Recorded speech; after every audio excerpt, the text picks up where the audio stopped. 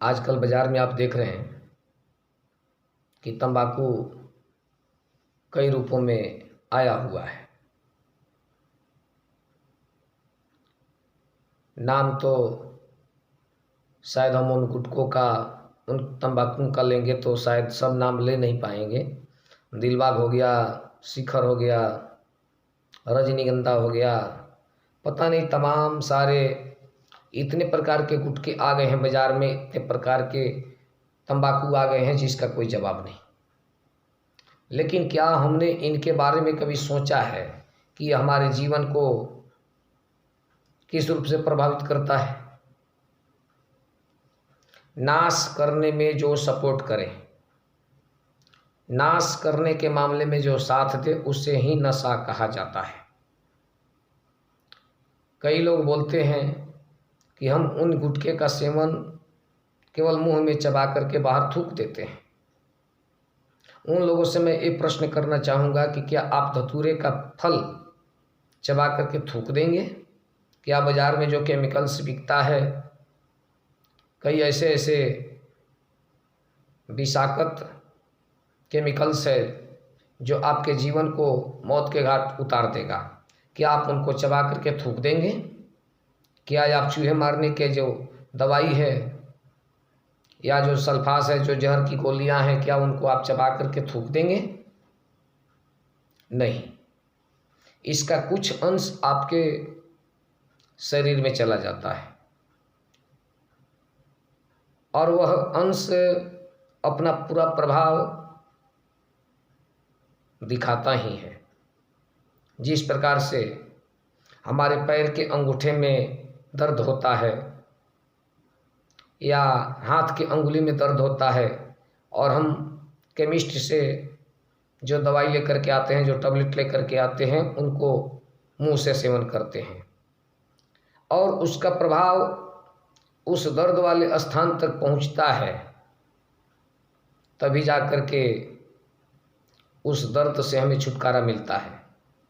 ठीक इसी प्रकार से जो कुछ भी हम अपने जीवन में, अपने शरीर में खाते हैं, पीते हैं, उसका प्रभाव पड़ता ही पड़ता है।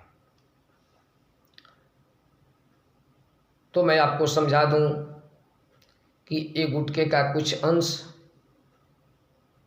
आपके शरीर में चला जाता है, आपके खून में चला जाता है और आपके खून को खराब कर देता है। और जिस प्रकार से जितना श्रेष्ठ, जितना अच्छा दूध होगा, उतना ही श्रेष्ठ, उतना ही अच्छा दही जमेगा। यदि दूध पानी वाला होगा, यदि दूध बढ़िया नहीं होगा, दूध गाढ़ा नहीं होगा, तो दही भी गाढ़ा नहीं होगा। तो एक केमिकल से जा कर के, एक तंबाकू जा कर के आपके खून को खराब कर देता है और उस खराब खून से जो आपके धातु का निर्माण होता है, जो आपके अंदर बीड़ी का निर्माण होता है, जो आपके अंदर धातु का निर्माण होता है, वह धातु भी कमज़ोर हो जाता है और आप गृहस्थ धर्म को पालन करने के लिए उन धातु का इस्तेमाल करते हैं, वह धातु कमज़ोर हो जाता है और आपके जीवन सगनी के गर्भाशय को, आपके धर्म पत्नी के गर्भाशय को, आपके अर्धांगिनी के गर्भाशय को कमज़ोर कर देता है। जिस प्रकार से जितना मजबूत पेंट और जितना ही अच्छे कलर का सीमेंट होगा, उतना ही ज़्यादा दिन तक दीवार टिकाऊ रहेगा, मजबूती के साथ खड़ा रहेगा। यदि कलर बढ़िया नहीं है, सीमेंट अच्छा नहीं है, तो दीवार जल्दी झड़ने लगेगा। ठीक उसी प्रकार से आपके घरवाली के गर्भाशय के चादर को कमज़ोर कर देता है। गर्भ धारण करने के 5 महीना 6 महीना के उपरांत उसके पेट में दर्द होता है और उस समय हम डॉक्टर के पास लेकर के जाते हैं। डॉक्टर दर्द निरोधक दवाई दे करके उसको रोक देता है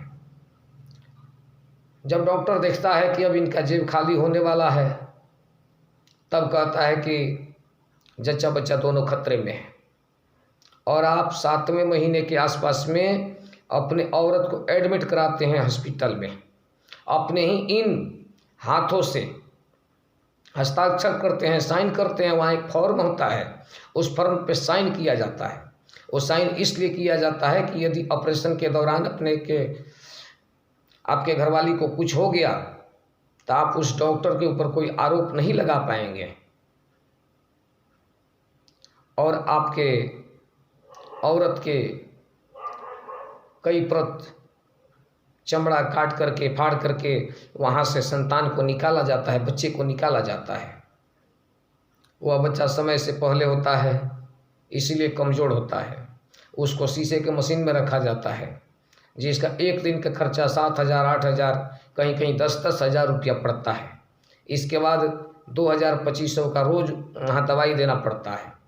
5 दिन 7 दिन 4 दिन तक आपके बच्चों को वहाँ रखना पड़ता है। आपकी औरत जब ऑपरेशन होता है तब बेहोशी की हालत से होश में आती है। कई दिन तक 7 दिन 8 दिन तक वहीं हॉस्पिटल में बेड पे पड़े रहना पड़ता है। उसके बावजूद भी आपके घरवाली बचेगी या नहीं बचेगी कोई भरोसा नहीं है। बच्चा समय से पहले हुआ, मशीन में रखा गया है, बचेगा कि नहीं बचेगा कोई भरोसा नहीं है।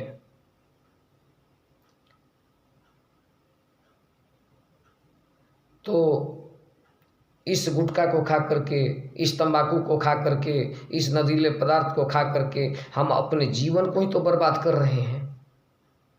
इसीलिए इस नशीले पदार्थ से दूर रहना चाहिए और हमें ऐसा कार्य करना चाहिए जिससे कि हम अपने संपूर्ण आयु को जी सके। हमें ऐसे कार्य करना चाहिए जहां हम आरोग्यता को प्राप्त कर सकें। हमें ऐसे कार्य करने चाहिए, हमें ऐसे भोजन ग्रहण करना चाहिए जहां हम निरोग रह सकें। इसीलिए मैं आपसे हाथ जोड़ करके विनम्र प्रार्थना करूंगा कि कृपया आप लोग इस नशीले पदार्थ का सेवन बंद कर दें, अन्यथा आपके साथ भी वही होने वाला है जो हमने आपको बताया है। इसीलिए सावधान रहें, सतर्क रहें